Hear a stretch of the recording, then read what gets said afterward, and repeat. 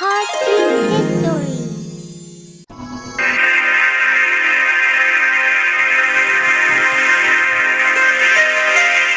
আরে খুশির খবর, খুশির খবর।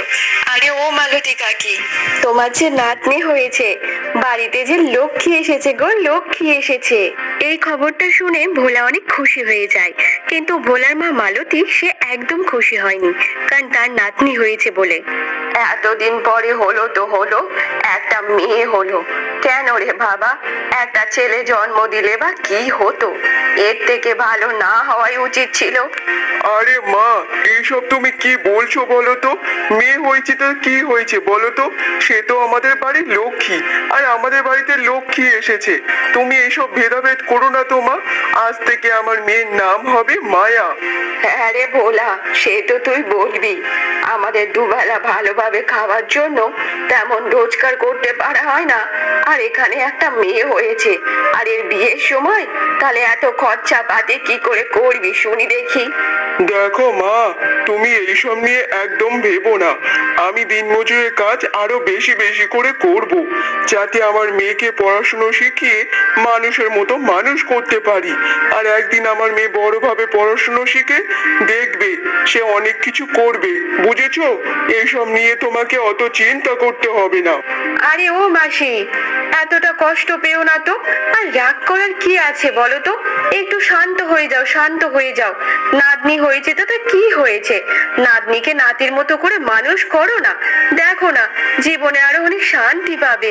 এখন ছেলেরা যা করতে পারে না, একটা মেয়েও তাই করে দেখায়। এমন ভাবে তারা কথা বলতে থাকে।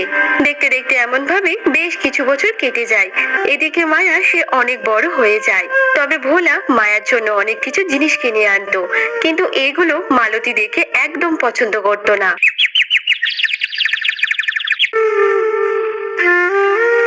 দেখ মায়া মা, আমি তোকে স্কুলে ভর্তি করে দেব। তুই এবার থেকে সব সময় স্কুলে যাবি, বুঝেছিস? আর ভালোভাবে মন দিয়ে পড়াশুনো করবি। তোকে যে অনেক বড় হতে হবে রে মা। থাক থাক ভোলা বাবা, তোর মেয়ে যেমন আছে তেমন থাকতে দে। ওকে অত বড় স্কুলে ভর্তি করে কোনো লাভ নেই। কোনো একটা ছোটখাটো সরকারি স্কুলে ভর্তি করে দে। যদি বিদ্যেটা পেতে থাকে তো তাতেই চলবে, বুঝেছিস? এত পয়সা খরচা করে কোনো লাভ হবে না। যা পয়সা আছে তা একটু সংসারের পিছনে খরচা কর দেখি। কিন্তু এদিকে মায়া অনেক বুঝতার মেয়ে ছিল, তাই সে তার বাবাকে বলতে থাকে, বাবা, দিদা তো একদম ঠিক কথা বলছে। তুমি একটা কাজ করো, তুমি আমাকে সরকারি স্কুলে ভর্তি করে দাও। আমি ওখানেই মন দিয়ে পড়াশোনা করব। ঠিক আছে মায়া মা, তুই যেটা বলছিস তাহলে সেটাই করে দেব। তারপর ভোলা তার মেয়েকে স্কুলে ভর্তি করে দেয়। এমন ভাবে দেখতে দেখতে বেশ কিছুদিন কেটে যায়। আরে সবাই গেলে কোথায়? তাড়াতাড়ি এসো, খেতে এসো, আমি ভাত বাড়ছি। মা, আমি চলে এসেছি, দাও দেখি, আমাকে খেতে দি। না মা, আমি হাত ধুতে ভুলে গেছি, দাঁড়াও, এক্ষুনি হাত ধুয়ে আসছি। বাহ বাবা, মেয়ের কাণ্ড দেখো, হাত না ধুয়ে খেতে এসেছে। আবার ওর বাবা বলে যে আমার মেয়ে সব থেকে বেশি বুঝতার। এটাই হচ্ছে তার নমুনা। যাও, তাড়াতাড়ি যাও, হাতটা ধুয়ে এসো। আরে গিন্নি, এত বকাবকি করো না তো। ও যে এখন অনেক ছোট, ওকে একটু ভালোবেসে বললেই তো হয়, বুঝেছো? এত বকাবকি করবে না। হ্যাঁ হ্যাঁ, ঠিকই বলেছো। তোমার আদরে একদম বাঁদর তৈরি হচ্ছে। অত আদর দেওয়া ভালো না, বুঝেছো? কিছুক্ষণের মধ্যে সবাই একসাথে খেতে বসে। মায়ামা, আজকে তোর পছন্দের একটা খাবার বানিয়েছি। এই নে, এইটা হচ্ছে পায়েস। আর তুই তো পায়েস খেতে খুবই পছন্দ করিস, তাই জন্য আজকের আমি নিজের হাতে সুন্দরভাবে পায়েস বানিয়েছি। নে মা, এবার পায়েসটা খেয়ে নে তো মা, দেখি। আরে গিন্নি, তুমি তো হচ্ছে একটা অদ্ভুত ধরনের মানুষ। কখন মায়া মাকে বকতে থাকো আর কখন ভালোবাসতে থাকো, কিছুই বুঝতে পারি না। ওইসব তুমি বুঝবে না। আমি তো মা, আমি জানি যে আমার সন্তানকে আমি বকাবকি করলে সেই বকার মধ্যেও ভালোবাসা লুকিয়ে থাকে, বুঝেছো? আমি চাই যতদিন আমরা আছি ততদিন ওকে ভালো শিক্ষা যেন দিতে পারি। আর এখন থেকে যদি এইসব কাজ ওকে না শিখিয়ে দিই তাহলে বড় হয়ে কি করবে বলো তো? আর কতদিন বা আছি আমরা? যতদিন আছি ততদিন তো ওকে ভালোভাবে শেখাতে হবে, তাই না? হ্যাঁ হ্যাঁ গিন্নি, সে তো বুঝতে পেরেছি। চলো এবার আমরা ঝটপট খাবারটা খেয়ে নিই।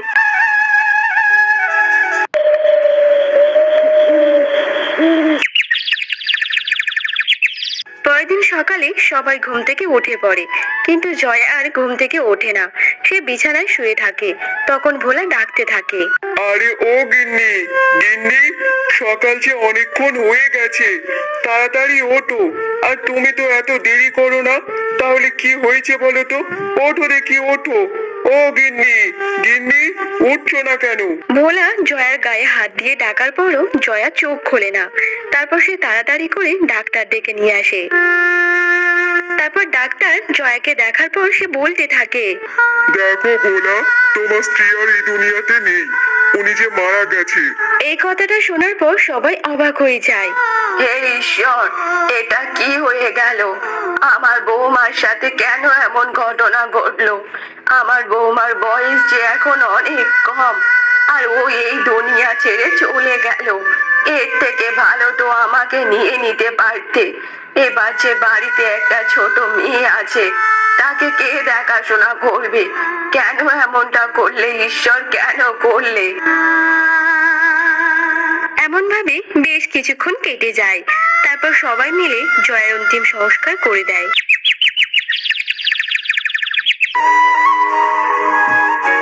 দেখ দিদি ভাই, আর কতদিন এমন ভাবে না খেয়ে থাকবি বলতো? নে মা, কিছু তো অন্তত মুখে কাট, খেয়ে নে মা। দিদা, মা তো পরশুদিন আমাদের সাথে ভালোভাবে বসে তো খাবার খেলো, তাহলে কালকে কি এমন হলো যে মা আর কোনো কথা বলছিল না? কি হয়েছে দিদা, বলো না, কি হয়েছে? দেখো দিদি ভাই, তোমার মা যে ভগবানের কাছে গেছে, ভগবান যে তোমার মাকে ডেকেছে, তাই তো গেছে। শোনো, তুমি এত কষ্ট পেও না তো, আমি তো আছি তোমার সাথে। এবার থেকে তোমার দেখাশোনা খেয়াল সব আমিই রাখবো, বুঝেছো দিদি ভাই? এবার নাও তো দেখি, খাবারটা খেয়ে নাও, না খেলে যে তোমার শরীর আরো খারাপ হয়ে যাবে, বুঝেছো? তারপর থেকে মালতী তার নাতনিকে খুব ভালোবাসা এবং আদর যত্নে রাখতে থাকে, তাকে খুব খেয়াল রাখতো। অন্যদিকে ভোলা খুব পরিশ্রম করতে থাকে। দেখতে দেখতে এমন ভাবে বেশ কিছু বছর কেটে যায়। এদিকে মায়া সে 20 বছর পূর্ণ হয়ে যায়।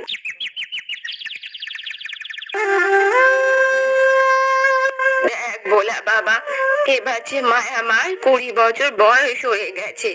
এবার তো একটা ভালো ছেলে দেখে ওকে বিয়ে দিতে হবে। তাই এবার থেকে তো ছেলে দেখা শুরু কর রে বাবা। হ্যাঁ মা, তুমি একদম ঠিক কথা বলেছো। দেখতে দেখতে আমাদের মায়া মা অনেক বড় হয়ে গেছে, এবার যে ওকে বিয়ে দিতে হবে। ঠিক আছে মা, তুমি একদম চিন্তা করো না। আমি ওর জন্য একটা ভালো শ্বশুর বাড়ি খুঁজবো, সেখানে গিয়ে ও রাজরানী হয়ে থাকবে। মা, তুমি একদম চিন্তা করো না, ও খুব ভালো থাকবে সেখানে। একটা ভালো পরিবার, ভালো ছেলে দেখে ওকে বিয়ে দেবো মা। হ্যাঁ রে বাবা, একদম ঠিক কথা বলেছিস। আমাদের চোখের সামনে খেলতে খেলতে সে এখন বিয়ের যোগ্যী হয়ে গেছে। এবার যে তাকে বিয়ে দিতে হবে, পরের ঘরে চলে যাবে। আমরা যে আবার একা হয়ে যাব রে বাবা। দেখো মা, মেয়েকে তো বিয়ে দিতেই হবে একদিন না একদিন। তাকে তো পরের ঘরে পাঠাবো, তা না হলে পাড়া প্রতিবেশী যে অনেক রকম কথা শোনাতে ছাড়বে না। আচ্ছা শোনো মা, আমি এখন কাজে গেলাম। এইসব বলে ভোলা কাজে যাওয়ার জন্য বেরিয়ে পড়ে। তবে সে রাস্তায় যেতে যেতে তার একটা বন্ধুর সাথে তার দেখা হয়ে যায়। আরে ভাই দিনেশ, অনেকদিন পর যে তোর সাথে দেখা হলো। তা বল, কেমন আছিস রে? হ্যাঁ রে ভোলা ভাই, আমি তো ভালোই আছি বেশ। আমি তো শহরে কাজ করি, তাই তো গ্রামেতে তেমন একটা আমাকে দেখতে পাস না। আচ্ছা ভাই, তাহলে তুই শহরে কাজ করিস আর শহরেই থাকিস?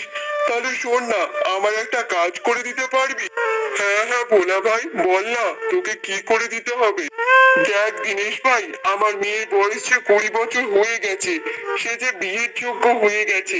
তুই তো শহরে থাকিস, যদি আমার মেয়ের জন্য একটা ভালো সম্বন্ধ খুঁজে দিস তাহলে খুব ভালো হয়।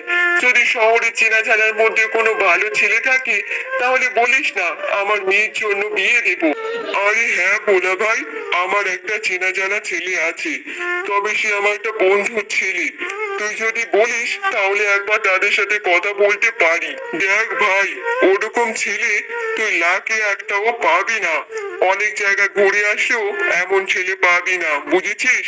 আর এই ছেলেটি ইঞ্জিনিয়ারিং করে রে। হ্যাঁ হ্যাঁ ভাই, তুই একবার ওদের সাথে কথা বলে দেখ।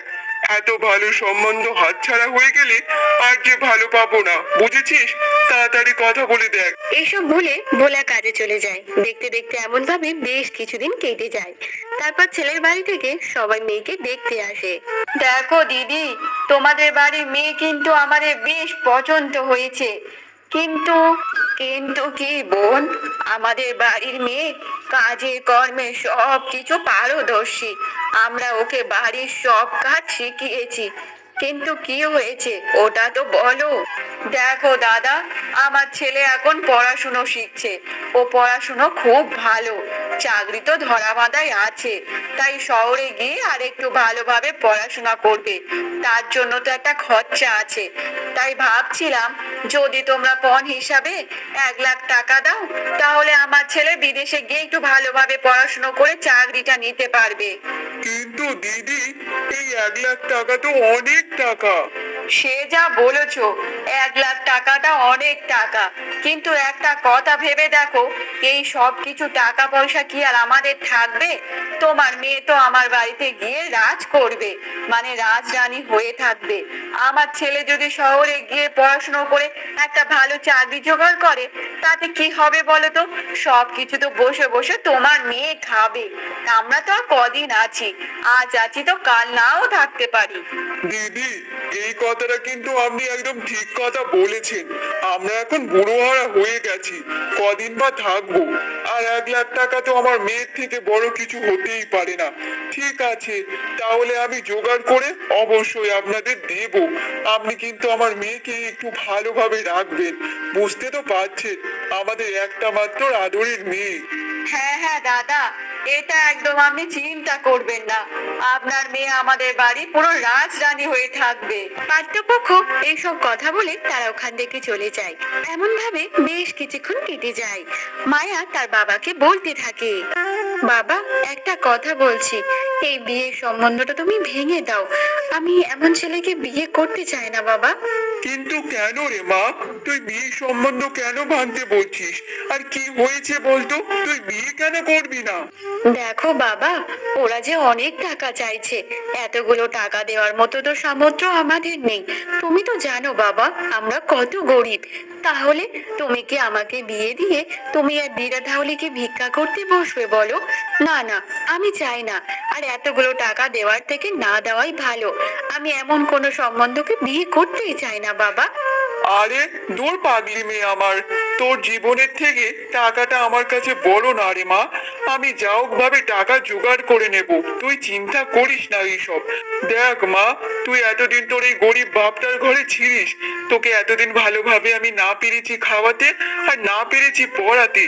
যদি তুই ওখানে গিয়ে একটু ভালো খাস পড়িস, তাতে যে আমার খুব খুশি হবে রে, মনে তো শান্তি পাবো মরার আগে। শোন মা, তুই আর এইসব নাটা করিস না। ওই বাড়িতে তুই ওই ছেলেকে বিয়ে কর মা, খুব সুখী হবি তুই। কিন্তু বাবা, তুমি তো আমার কথা বোঝার চেষ্টা করছো না। এতগুলো টাকা তুমি কোথায় থেকে পাবে বলো তো? আমাদের নুন আনতে পান্তা ফোড়ায়, তার উপর আবার 1 লাখ টাকা। এতগুলো টাকা তুমি কোথায় থেকে পাবে বলো তো? দেখ মা, তুই অত চিন্তা করিস না তো, আমি জোগাড় করে নেব। এবার থেকে দিন মজুরের কাজ আরো বেশি করে করব, বুঝেছিস? ভোলা তার মেয়ের এমন ভালো বিয়ের সম্বন্ধ শুনে সে অনেক খুব খুশি ছিল। সে রাত দিন এক করে সে অনেক পরিশ্রম করতে থাকে তার মেয়ের বিয়ে দেওয়ার জন্য। তবে একদিন, বাবা দেখো, তোমার শরীর যে অনেক খারাপ, আজকে তোমাকে কাজে যেতে হবে না, একটু বাড়িতে আরাম করো তো দুদিন, তারপর দেখবে তোমার শরীর ঠিক হয়ে যাবে। এমন ভাবে যদি তুমি পরিশ্রম করো, আরো যে শরীর খারাপ হয়ে যাবে বাবা। না রে মা, আমাকে যে কাজে যেতেই হবে। আর আজকে যদি না কাজে যাই, তাহলে আজকেকার টাকাটা ওরা যে কেটে নেবে মা। আমার কিচ্ছু হয়নি, তুই অত চিন্তা করিস না তো। আমি রাস্তা থেকে যেতে যেতে একটা ওষুধ কিনে খেয়ে নেবো, তুই অত ভাবিস না। বাবা, একবার তো নিজের শরীরের দিকে দেখো যে কেমন অবস্থা হয়ে গেছে তোমার শরীর। যদি তুমি এমন ভাবে জেদ করতে থাকো, তাহলে কিন্তু আমি বিয়ে দিয়ে কিছুই করব না বাবা। আরে না না মা, এমন বলতে নেই মা, তুই শান্ত হয়ে যা মা, শান্ত হয়ে যা। ভোলা তার মেয়েকে বিয়ে দেওয়ার জন্য সে দিন রাত এক করে অনেক পরিশ্রম করতে থাকে তার শরীর খারাপ অবস্থাতে। এমন ভাবে বেশ কিছু সপ্তাহ কেটে যায়। বিয়ের দিন পাত্রপক্ষের বাড়ি থেকে সবাই বলতে থাকে, দেখো দাদা, বিয়ে দেওয়ার আগে আমরা যেটা পণের জন্য বলেছিলাম 1 লাখ টাকা, সেই টাকাটা আগে হাতে দিতে হবে, তারপর আমরা বিয়ে দেব। তার আগে বিয়ে দেব না আমার ছেলের সাথে আপনার মেয়েকে। হ্যাঁ হ্যাঁ দিদি, আপনি একদম চিন্তা করবেন না, বিয়ে আটকে রাখবেন না, আপনি বিয়েটা দিতে বলুন, আর আমরা এক্ষুনি আপনাকে টাকাটা দিচ্ছি, একটুখানি অপেক্ষা করুন। তারপর ভোলা টাকা নিয়ে চম্পার হাতে দেয়, তারপর সে বলতে থাকে, দিদি, একটা কথা বলছি, কিছু মনে করবেন না। এখানে 60,000 টাকা আছে, আর 40,000 টাকা আমি পরে আপনাদেরকে শোধ করে দেবো। কি বলছো? এখানে 60,000 টাকা আছে আর 40,000 টাকা কম দিচ্ছ? না না না, এরকম পরিবারের সাথে আমার ছেলেকে বিয়ে আমি দেব না কখনো। চল বাবা, বাড়িতে চল, তো এখানে বিয়ে দেব না। দেখো বোন, এমনটা করো না, বুঝতে তো পারছো, মেয়ে যদি একবার লগ্নভ্রষ্টা হয়, তাহলে গ্রামের যে সবাই কথা বলতে শোনাবে না। আর ও যে মেয়ে মানুষ, বুঝতে তো পারছো, একটুখানি মানিয়ে নাও না, আমরা আস্তে আস্তে সব টাকা শোধ করে দেব। দয়া করে এমন ভাবে আমাদের মেয়ে সর্বনাশ হতে দেবেন না, আমাদের বাড়ির মেয়ে যে পুরো জীবন নষ্ট হয়ে যাবে। ঠিক আছে, এত করে যখন বলছেন, তাহলে বিয়েটা সেরেই দিই, কিন্তু একটা কথা মনে রাখবেন, বিয়ের 10 দিন পরে কিন্তু 40,000 টাকাটা কিন্তু পুরোটা আমার বাড়িতে পাঠিয়ে দেবেন। আর যদি টাকা না দিতে পারেন, তাহলে মেয়েকে আপনারা সাথে করে নিয়ে চলে আসবেন, বুঝেছেন? না না দিদি, এমন দিন হতে দেব না।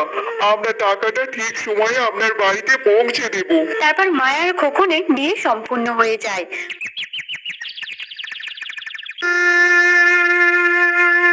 আরে বৌমা, তোমার জন্য কি কিছু খাবার টাবার নিয়ে আসবো যে তুমি খাবে? না না মা, এখন আমি কিছু খাবো না, আর আপনি এতটা ব্যস্ততা হয়ে যাবেন না।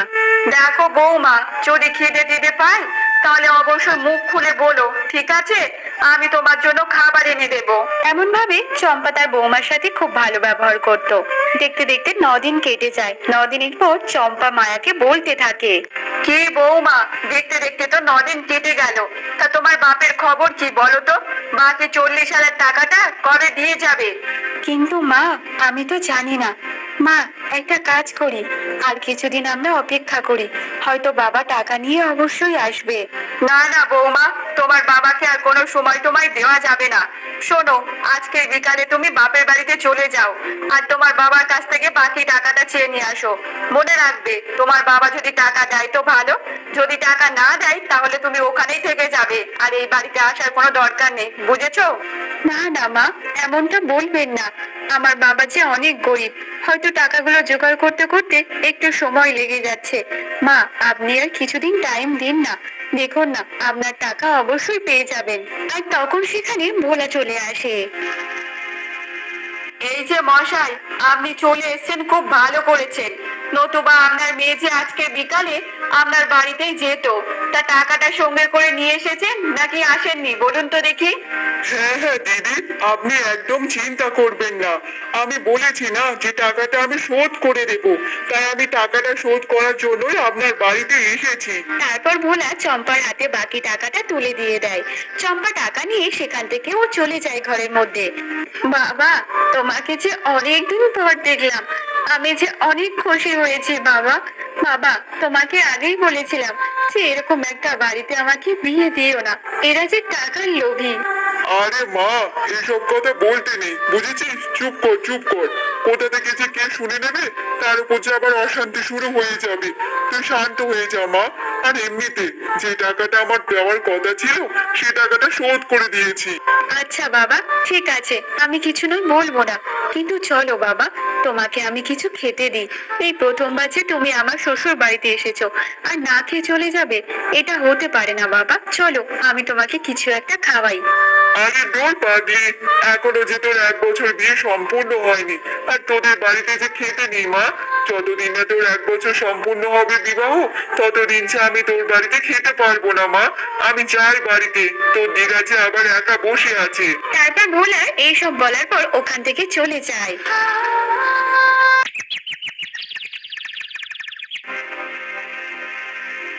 মা, একটা কথা বলি, সব টাকা তো পেয়ে গেলি, এবার কিন্তু আমার একটা গাড়ি চাই। আরে বাবা, এত চিন্তা করিস না তো, গাড়িও তুই পেয়ে যাবি। তবে একটু অপেক্ষা কর বাবা, অপেক্ষা কর। কিন্তু মা, আমার গাড়িটা তুমি কিভাবে কিনে দেবে বলো তো দেখি?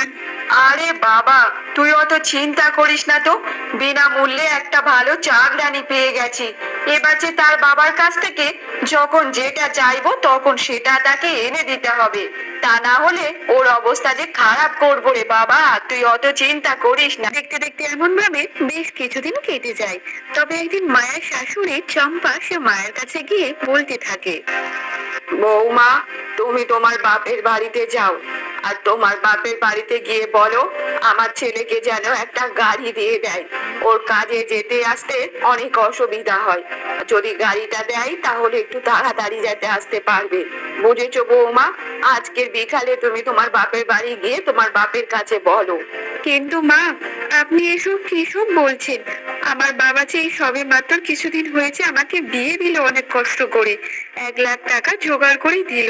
আর আপনি তো জানেন মা, আমার বাবা দিন মজুরে কাজ করে সংসার চালায় যেমন তেমন ভাবে। তাহলে এখন আমি আমার বাবাকে গিয়ে কি করে বলবো যে গাড়ি দেওয়ার কথা? আমার বাবা যে আর দিতে পারবে না মা, আমার বাবা তো অনেক গরিব।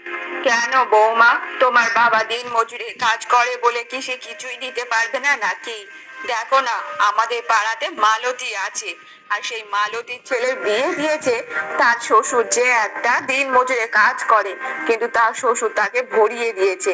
আর তোমরা বা কি দিয়েছো? তেমন তো কিছু দাওনি, সামান্য মাত্র 1 লাখ টাকা দিয়েই ছেড়ে দিয়েছো। কেন, তোমাদের কি কোনো দায়িত্ব বলে কিছু নেই নাকি? দুদিন পর তো আমার ছেলে চাকরি বাকরি করবে। দেখুন মা, আমার বাবা যে সত্যি গরিব, আমাদের কষ্টে সংসার চলে। তারা যদি এমন ভাবে আমাকে দিতে থাকে, তারা যে পুরো নিঃস্ব হয়ে যাবে। এবার যে তাদেরকে পথে বসতে হবে মা। এমনটা করবেন না মা, এমনটা করবেন না। আপনার ছেলে চাকরি বাকরি করলে সেই টাকায় নয় একটা গাড়ি কিনে নেবে মা। তার মানে বৌমা, তাহলে তুমি তোমার বাপের কাছ থেকে একটা গাড়ি চাইবে না, তাই তো? ঠিক আছে, তোমাকে চাইতে হবে না, তোমার বাপের কাছে গিয়ে আমি নিজেই চেয়ে নেবো, বুঝেছো? চম্পা সে এমন ভাবে কথা বলে ওখান থেকে চলে যায়। মায়া অনেক চিন্তায় পড়ে যায়। দেখতে দেখতে এমন ভাবে বেশ কিছুদিন কেটে যায়। একদিন মা, আমার যে অফিস যাওয়ার দেরি হয়ে যাচ্ছে, এখনো পর্যন্ত আমাকে কিছু খেতে দেয়নি। এইবার যদি খেতে বসি তাহলে কি আমি অফিস যেতে পারবো? গেলেই তো বসের কাছে বকাবকি খাবো। কি বলিস রে খোকা, এখনো তোকে সেই মুখ পুরিটা খেতে দেয়নি? দাঁড়া, ওর আজকের মজা দেখাচ্ছি। কি হয়েছে না হয়েছে আজকের ওর ভালোভাবে জিজ্ঞাসা করব। এখনো পর্যন্ত তোকে কোনো কিছু খেতে দেয়নি, এদিকে যে তোর অফিসে যেতে হবে। দাঁড়া দাঁড়া, আমি দেখছি বাবা। তারপর চম্পা সে রান্নাঘরে যায়। কি বৌমা, এখনো পর্যন্ত কি তোমার রান্না বান্না হলো না নাকি? আমার ছেলেটা তো খেয়ে দিয়ে অফিসে যাবে, তার তো দেরি হয়ে যাচ্ছে। তা তোমার কি কানে ঢোকে না? সেই কখন থেকে সে ভাত চাচ্ছে, এখনো পর্যন্ত তুমি তাকে কিছু খেতে দাওনি। তা সে কি খেয়ে যাবে শুনি দেখি? রান্না হলো না, এখনো হলো না? না না মা, রান্না বান্না সবকিছু হয়ে গেছে। আর আমি যাচ্ছিলাম খাবার নিয়ে, যে এবার তাকে গিয়ে খাবারটা দিয়ে দেব। কিন্তু মা, একটু রান্না বান্না করতে দেরি হয়ে গেছে, তাই একটু সময় লেগে গেল মা। আপনি একদম চিন্তা করবেন না, আপনি চলুন, আমি এক্ষুনি খাবারটা নিয়ে যাচ্ছি। থাক থাক বৌমা, তোমাকে আর কিছু করতে হবে না। দাও ভাতের থালাটা গিয়ে আমি দিয়ে আসছি আমার খোকাকে। তুমি যদি এই মুখ নিয়ে আবার তোমার ছেলের সামনে যাও, সে আবার অনেক রেগে যাবে। একে তো রান্না বান্না করতে তো দেরি করে ফেলেছো, তার উপর যদি তুমি এমন ভাবে যাও, তার মাথায় রাগ উঠে যাবে। আমার কাছে দাও, আমি যাই খাবারটা দিয়ে আসি। ঠিক আছে মা, তাহলে আপনি নিয়ে যান। এই নিন খাবার। তারপর চম্পা ভাতের থালা নিয়ে তার ছেলের সামনে গিয়ে বলতে থাকে, খোকারে, তোর বউয়ের কাছে আমি ভাত চাইতে গিয়েছি। তোর বউয়ের কি বড় বড় বুলি রে বাবা। ভাত চেয়েছি বলে কত রকম কথা শুনিয়ে দিল। কি যে বউ তোর কপালে জুটেছে, এবার যে আমার খুব ভয় হচ্ছে বাবা। তুই সুখী হতে পারবি কি পারবি না, তা আমি ঠিক বলতে পারছি না রে বাবা। কেন মা, কি হয়েছে বলো তো? মায়া তোমাকে আবার কি কথা শোনালো? আমি তোর বউকে বললাম যে বৌমা ভাত দাও, খোকা যে অফিসে যাওয়ার সময় হয়ে গেছে। আমাকে বললো যে ওইসব আমি দিয়ে আসতে টিয়ে আসতে পারবো না, তোমার ছেলের যদি খেতে হয় তাহলে এখানে এসে খেতে বলো। এইসব কথা শুনিয়েছে রে বাবা। মা, মায়া তোমাকে এইসব কথা বলেছে? দাঁড়াও, এক্ষুনি ওর মজা দেখাচ্ছি। ওর মুখ ভেঙে দেবো, এত বড় বড় কথা শিখেছে। শোন খোকা, তোকে ওখানে গিয়ে আবার মাথা গরম করতে হবে না, তুই তাড়াতাড়ি খেয়ে নে। এখন তুই যে অফিসে যাবি, আর এই সময় যদি মাথা গরম করে ঝগড়াঝাটি করিস, তাহলে সারা দিন যে তোর খারাপ যাবে। বাবা মাথা ঠান্ডা করে খাওয়া দাওয়া করে বাবা ভালোই ভালোই তুই অফিসে যা বাবা। তারপর খোকন খাওয়া দাওয়া করে অফিসে যাওয়ার জন্য রওনা দিয়ে দেয়। খোকন চলে যাওয়ার পর মায়া থালা বাসন মাজতে থাকে, আর তখন সেখানে তার শাশুড়ি মা এসে তাকে বলতে থাকে, বৌমা, এখানে কি শুধু খালি থালা বাসন মাজলে হবে? তা সংসারের আর কাজগুলো কে করবে শুনি? এই যে জামা কাপড় গুলো আছে, এগুলো পুকুর পাড় থেকে গিয়ে কেচে নিয়ে আসো সুন্দরভাবে, বুঝেছো? আচ্ছা ঠিক আছে মা, আপনি জামা কাপড়গুলো একটু রেখে দিন, আমি এক্ষুনি গিয়ে কাচাকুচি করে নিয়ে আসবো। ততক্ষণ থালা বাসনগুলো প্রায় মাজা হয়ে গেছে, এগুলো মেজে নিয়ে তারপর জামা কাপড়গুলো কেচে নিয়ে আসবো। আর শোনো বৌমা, পুকুর পাড়ে গিয়ে যেন আবার সবার কাছে গল্প জুড়ে দিও না, ঠিক আছে? যাবে মাথা নিচু করে আর মাথা নিচু করে চলে আসবে। পাড়ার কারোর সাথে কথা বলার কোনো দরকার নেই, বুঝেছো? তাড়াতাড়ি থালা বাসনগুলো মাজা শেষ করে জামা কাপড়গুলো কেচে নিয়ে আসো। ঠিক আছে মা, আপনি একদম চিন্তা করবেন না, আমি জামা কাপড়গুলো কেচে নিয়ে সঙ্গে সঙ্গে চলে আসবো, কারোর সাথে কোনো কথা বলবো না।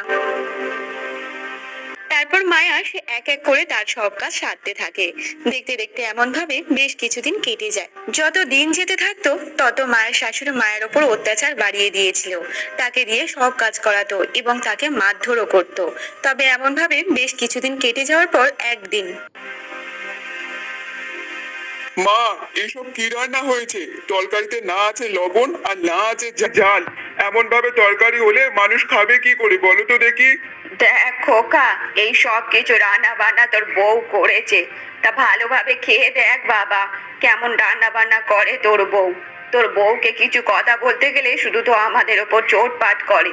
তা দেখ একবার, কাজের বেলা তো অষ্ট নাম্বার। একটা যদি ঠিকঠাক ভাবে রান্না বান্না করে মানুষকে খাইয়ে যদি একটু নাম কিনতে পারতো তবু না একটা হতো। আর দেখ দেখ বাবা, দেখ একবার তুই ভালো করে। দাঁড়াও মা, আজকের ওর মুখ ভেঙে দেবো। সবসময় মুখে মুখে তর্ক করতে থাকে না, সবার বাড়ির কোনো একটা ভালোভাবে কাজ পারে না আর কথা বলতে থাকে বেশি বেশি। দাঁড়াও মা, ওর আজকের অবস্থা খারাপ করছি, মুখ একদম ভেঙে দেবো। তারপর খোকন সে রেগে গিয়ে মায়ের কাছে গিয়ে মায়াকে মারধর করতে শুরু করে, তাকে খুব মারে। আর এদিকে মায়া খুব কান্না কাঁদতে থাকে। তখন মায়ের বাবা মায়াকে ফোন করে। মায়া মা, কেমন আছিস রে মা? অনেকদিন হয়ে গেল তোর সাথে কোনো কথা হয়নি। তা বল মা, কেমন আছিস রে? হ্যাঁ বাবা, আমি ভালো আছি। তুমি কেমন আছো বাবা? আর আমার ঠাকমা কেমন আছে বাবা? মায়া মা, তোর গলা শুনে মনে হচ্ছে তুই কাঁদছিস। কিছু হয়েছে মা? বল না মা, কেন কাঁদছিস? আর আমরা সবাই ভালো আছি রে মা। না না বাবা, সবকিছু ঠিকঠাক আছে, কোনো কিছু হয়নি। শুধু খালি তোমার জন্য মন খারাপ করছে, তাই জন্য তো আমার খুব কান্না পাচ্ছে বাবা। যদি তোমাকে দেখতে পেতাম কত না ভালো হতো। জানিস তো মা, আজকে তোর ঠাম্মা তোর পছন্দের ক্ষীর বানিয়েছে। তাই বললো যে একবার আমার দিদি ভাইটাকে ফোন করতে দেখি, তাই তোকে মা ফোন করেছি রে। যখন তোর দিদি এই ক্ষীর বানাই তখন যে তোর কথা খুব মনে পড়ে যায়। তুই যে ক্ষীর খেতে খুব ভালোবাসিস রে মা। আচ্ছা আচ্ছা বাবা, ঠিক আছে, তোমরা অনেক মজা করে ক্ষীর খাও। এবার যখন আমি তোমার কাছে যাব, দিদাকে বলো আমার জন্য ক্ষীর বানাতে। আচ্ছা শোনো বাবা, আমার একটু কাজ আছে, আমি আবার পরে তোমার সাথে কথা বলবো। মায়া লুকিয়ে যায় যে তার শ্বশুর বাড়ি থেকে তাকে খুব অত্যাচার করা হয়, তার বাবাকে কোনো ঘটনা বলে না। এমন ভাবে দুদিন কেটে যায়। এখানে এখনো পর্যন্ত নবাব জাদিটা পড়ে পড়ে ঘুমাচ্ছে, আর সংসারের যে কাজগুলো আছে সেই কাজগুলো কে করবে তার কোনো ঠিক নেই। দাঁড়া, এর ঘুমে 12টা বাজিয়ে দিচ্ছি। খুব শান্তিতে ঘুম হয়েছে না, তো শান্তি আজকের অশান্তি বানিয়ে দেব। তারপর মায়ের শাশুড়ি চম্পা সে রেগে গিয়ে বাইরে থেকে জল নিয়ে এসে মায়ের চোখে মুখে ছিটিয়ে দেয়। মা, আপনি এমন ভাবে আমার চোখে মুখে জল দিলেন কেন? কি হয়েছে? আমি তো এখানে একটু শুয়েছিলাম, আর শরীরটা খারাপ ছিল, তাই জন্য একটু শুয়েছিলাম মা। কি রে নবাবের বেটি, এরকম ভাবে পড়ে পড়ে ঘুমালে কি আমি কি এমনি তোকে দেখতে থাকবো নাকি? সংসারের কাজগুলো আছে সেগুলো কে করবে শুনি? বাড়িতে একটুও জল নেই খাওয়ার মতো, তা জলটা কে আনবে? আমি আনবো নাকি? আমার তো বয়স হয়ে গেছে, আর তোকে এখানে বিয়ে দিয়ে এখানে কেন নিয়ে এসেছি? তোকে কি শুয়ে শুয়ে খাওয়ানোর জন্য নিয়ে এসেছি নাকি? না মা, আমি সব কাজ করে দেব, কিন্তু আপনি তো আমাকে ডাকতে পারতেন। একে তো আমার শরীরটা খারাপ, তার উপর আপনি আমার চোখে মুখে জলও ছেটালেন। দেখ মুখ পুরি, আমি তোকে অনেকবার ডেকেছি ভালোভাবে, কিন্তু তুই কোনো সাড়া শব্দ দিসনি। তাই জন্য বাধ্য হয়ে তোর গায়ে জল দিয়েছি, বুঝেছিস? যা এক্ষুনি কুয়া থেকে জলগুলো নিয়ে আয় তো দেখি। আচ্ছা ঠিক আছে মা, আমি এক্ষুনি জল এনে দিচ্ছি। তারপর মায়া সে জল আনতে চলে যায়, আর ঠিক তখনই মায়ের বাবা মায়ের বাড়িতে আসে। কিছুক্ষণের মধ্যে মায়া জল নিয়ে বাড়িতে চলে আসে। তখন তার শাশুড়ি মা তাকে বলতে থাকে, শোন মুখ পুরি, তোর বাবা এসেছে, আর তোর বাবা হচ্ছে ঘরের মধ্যে বসে আছে, বুঝেছিস? যা গিয়ে কথা বলে আসবি, আর আমরা যা তোর সাথে ব্যবহার করি এইগুলো যেন মুখ থেকে একদম না বেরোয়, আর মনে করে টাকাটা চাস, ঠিক আছে? আমার বাবা এসেছে? বাহ, অনেকদিন পর আমার বাবাকে আমি দেখবো। সত্যি অনেক দিন হয়ে গেছে আমার বাবাকে আমি দেখিনি। ঠিক আছে মা, আমি এক্ষুনি যাচ্ছি। শোন মুখ পুরি, অত খুশি হওয়ার কি আছে? এসেছে এসেছে, তোকে দেখতে এসেছে, একটু দেখা করবি আবার চলে যাবে, তা আবার কিসের খুশি? আর শোন মুখ পুরি, মনে করে তোর বাবার কাছ থেকে আমার ছেলের জন্য একটা গাড়ি চেয়ে নিস। অবশ্যই তোর বাবা দিতে পারবে, এতদিন বিয়ে হয়ে গেছে যখন, অবশ্যই তোর বাবা সবকিছু সামলে উঠেছে, বুঝেছিস? কিন্তু মা, আমার বাবা যে গরিব, সে গাড়ি কোথায় পাবে বলুন তো দেখি? আর আজকের আমার বাড়িতে এসেছে, আর এমন ভাবে গাড়িটা কিভাবে চাইবো বলো তো মা? আমি জানতাম মুখ পুরি, তুই তোর বাবার কাছ থেকে কোনো দিনের জন্যই গাড়ি চাসবি না, কারণ তুই তোর বরের তো ভালো সহ্য করতে পারিস না। ঠিক আছে, আমি গিয়ে চেয়ে নেব, যা তুই গিয়ে কথা বল তোর বাবার সাথে। তারপর মায়া তার বাবার সাথে দেখা করার জন্য ঘরে যায়। মা রে, সেই কখন থেকে বসে আছি, ভাবছি তুই কখন আসবি। আর তোর শাশুড়ি মা বললো তুই নাকি জল আনতে গিয়েছিস, তাই জন্য তো একটু বসে আছি। তা বল মা, কেমন আছিস? আর এইসব কি দেখছি তোর মুখে চোখে? এমন দাগ কিসের বল তো দেখি, কি হয়েছে বল না মা। না না বাবা, তেমন কিছু না। আমি না সেদিনকে পড়ে গেছিলাম, আর পড়ে যাওয়াতে এই সবগুলো একটুখানি চোট লেগেছে বাবা, তেমন কোনো কিছু না। আর আমরা সবাই খুব ভালো আছি বাবা। তুমি আর দিদা কেমন আছো বলো তো? দেখ মা, একটু দেখে শুনে তো হাঁটবি ভালোভাবে। এমন ভাবে যদি না দেখে হাঁটিস তাহলে কি বলতো, কত সুন্দর মুখে এমন ভাবে কেটে যাওয়ার দাগ হয়ে গেছে, যে ভালো লাগছে না মা। একটু দেখে শুনে কাজকর্ম করিস রে মা, কাজকর্ম করিস। হ্যাঁ হ্যাঁ বাবা, তুমি অত চিন্তা করো না আমাকে নিয়ে, আমি দেখে শুনে কাজ করব। ওই দিন একটু মাথাটা ঘুরে পড়ে গেছিলাম, তাই জন্য তো এমন ভাবে চোট লেগেছে বাবা। আমি কি করতে পারি বলো তো দেখি? আচ্ছা মা, শোন না, একদিন আয় তোর গরিব বাবার ঘরে। তোর দিদা যে তোর কথা সব সময় বলে রে, তোকে দেখলে সে খুব খুশি হবে রে মা। আর তখন সেখানে মায়ের শাশুড়ি চম্পা চলে আসে। শোনো দাদা, একটা কথা বলি, আমার ছেলের অফিসে যাতায়াত করতে অনেক সমস্যা হয়। এবার একটা ওকে গাড়ি কিনে দিন তো দেখি, যাতে ও তাড়াতাড়ি যেতে আসতে পারে, নতুবা খুব অসুবিধা হয় আমার ছেলের। আচ্ছা দিদি, তা গাড়ি কিনতে কেমন খরচা পড়বে? আমার ছেলে যে গাড়িটা চেয়েছে সে গাড়িটা কম করে 2 লাখ টাকা খরচা আছে। তা আপনি গাড়িটা কিনে পাঠিয়ে দেবেন, বুঝতে পেরেছেন? 2 লাখ টাকা? এত টাকা এখন কিভাবে দেব? কিছু মাস হলো মেয়েকে বিয়ে দিয়েছি এত কষ্ট করে, তার উপর আবার গাড়ি কেনা 2 লাখ টাকা। কিন্তু দিদি, আপনি চিন্তা করবেন না, আমি অবশ্যই জোগাড় করার চেষ্টা করব। দেখুন মশাই, অত জোগাড় করার চেষ্টা না, বলুন জোগাড় করে দিতে হবে, বুঝতে পেরেছেন তো? আর আপনাকে একটা কথা বলি, এই সব কিছু তো আপনার মেয়েরই তো পাবে, তাই না? আমরা কতদিন আর বাঁচবো? ওরা যদি একটু সুখে শান্তিতে থাকে তাতে ক্ষতি কি বলুন তো দেখি? আচ্ছা ঠিক আছে মায়া, আমি তাহলে আসি রে মা, আবার পরে আসবো তোর সাথে দেখা করতে। ঠিক আছে বাবা, তুমি সাবধানে যেও, আর গিয়ে কিন্তু আমাকে অবশ্যই একটা ফোন করে দিও, আর দিদাকে তুমি খেয়াল রেখো। তারপর মায়ার বাবা ওখান থেকে সে বাড়িতে যাওয়ার জন্য রওনাও দিয়ে দেয়।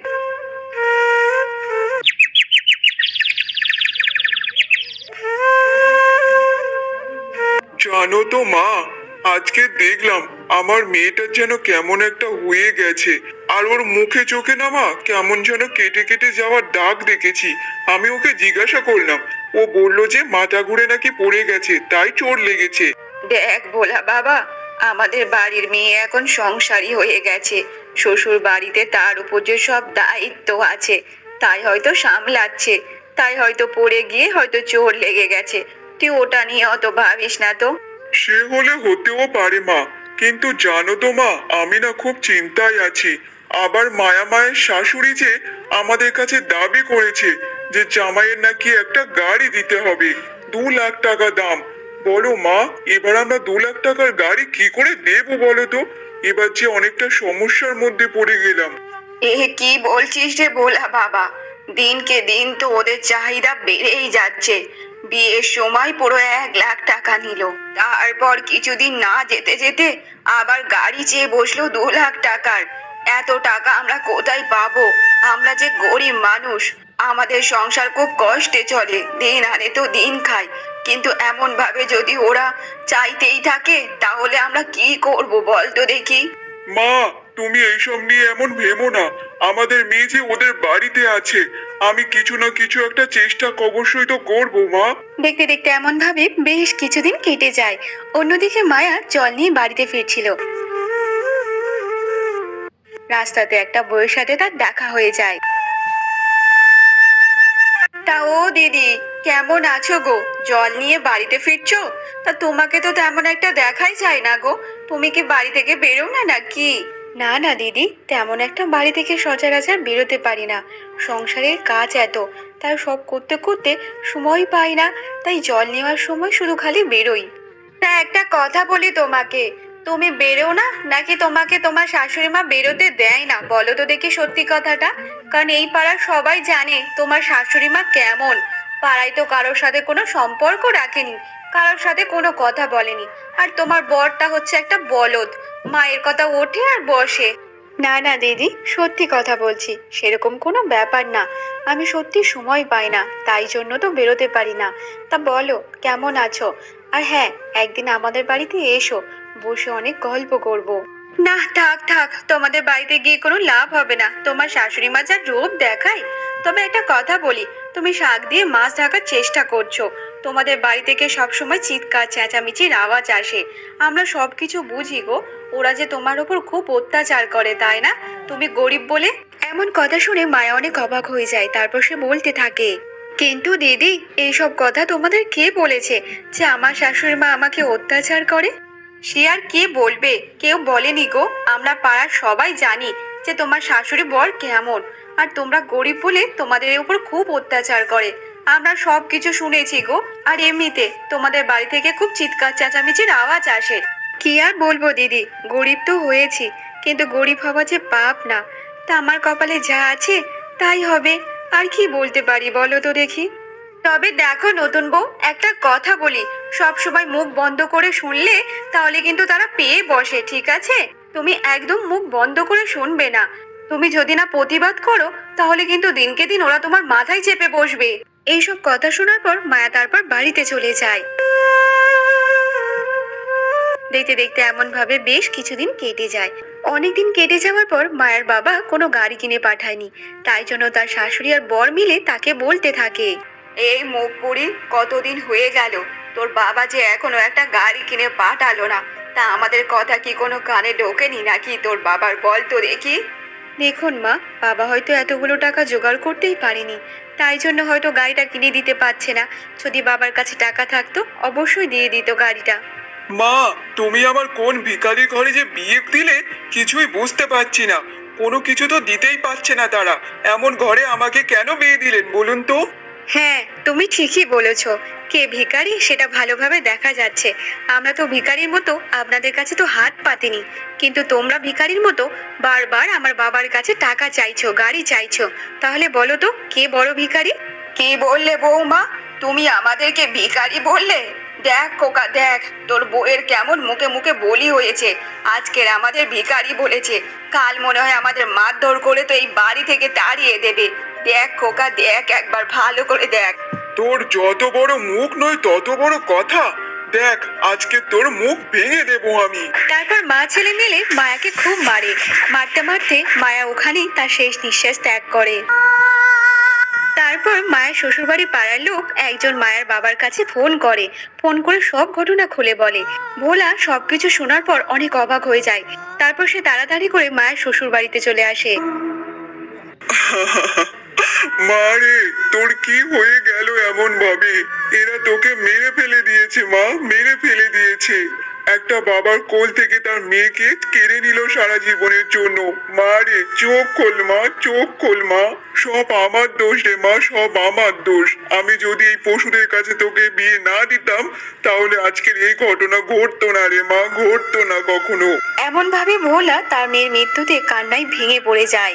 তারপর পাড়ার সবাই পুলিশের কাছে সব ঘটনা খুলে বলে। সব ঘটনা শুনে পুলিশ মা এবং ছেলেকে তুলে নিয়ে যায়। এই গল্প থেকে একটাই শিক্ষা পাওয়া যায়, এমন অনেক পরিবার আছে যারা নিজের স্বার্থসিদ্ধির জন্য অন্যের ঘরের মেয়েকে কখনো মেয়ে বলে মানে না, তাদের ওপর অত্যাচার করে তাদের জীবনটাই শেষ করে দেয়। তবে সবশেষে একটাই কথা বলবো, এমন ভাবে বাড়ির বউয়ের উপর অত্যাচার না করে তার বাবা মায়ের কোলে তার সন্তানকে ফিরিয়ে দেওয়া উচিত।